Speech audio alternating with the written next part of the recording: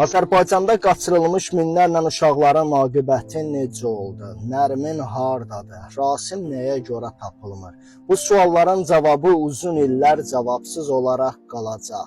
Bilirsiniz ki, dünyada bir qrup psixologiyası pozulmuş insanlar balaca uşaqları qaçırdaraq onlara təcavüz edir. Burada insan alverləri, orqan alveri, şeytan ayinləri kimi nüansları nəzərə alıb, ən dəhşətli hadisələrdən biri də gənc qalmaqdır. Məşhur müğənnilər, milyarderlər cavan qalmaq üçün uşaqlara dəhşətli işgəncələr eləyir, onların qorxu hormonlarından xüsusi dərmanlar hazırlayırlar. Bu dərmanlardan istifadə etdikdən sonra bir müddət gözlərinin altında müəyyən qaralmalar olur və daha sonra onlar cavan qalacaqlarına ümid eləyirlər və daha uzun yaşamaq üçün il ərzində on minlərlə uşaqları qaçırdıb dəhşətli işgəncələrə məruz qoyurlar.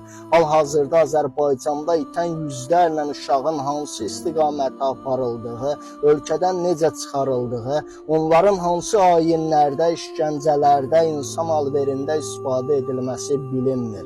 Türkiyədə yayılan böyük qlobal səviyyə çatan yetimxanadan balaca uşaqların qaçırılması, Kahramanmaraş zəlzələlərindən sonra yüzlərlə uşaqların itkin düşməsi, hər il minlərlə uşaqların Türkiyə torpaqlarından uğurlanması qeyri-adi suallar yaradır.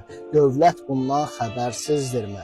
Bunun qarşısı alına bilərmi? Əziz dostlar, bu işi görənlər yüksək rütbəli şəxslərdir, sıravi insanlardır, bunlar dövlət səviyyəsində tanınan adamlardır və bu işin qarşısı alına bilməz. Çünki bu sistemin çökməsinə gətirib çıxarmalıdır. Sistem çökmədən uşaqlar yenə də itəcək, yenə də uğurlanacaq və yenə də əsas səbəbkarlar tutulmayacaq. Ona görə də bu aralar ehtiyatlı olmaq lazımdır. Bildiyiniz kimi İtaliyada Papanın ölümündən sonra ayinlər daha da aktivləşib və daha çox uşağa tələbat var, daha çox uşağa ehtiyac var. Ona görə də bu aralar daha ehtiyatlı olmaq, uşaqlarımızı daha çox qorumalısınız. Bu videoların çəkilmə və paylaşılma səbəblərindən biri valideynlərə xəbərdarlıqdır ki, uşaqlarımızı qoruyun.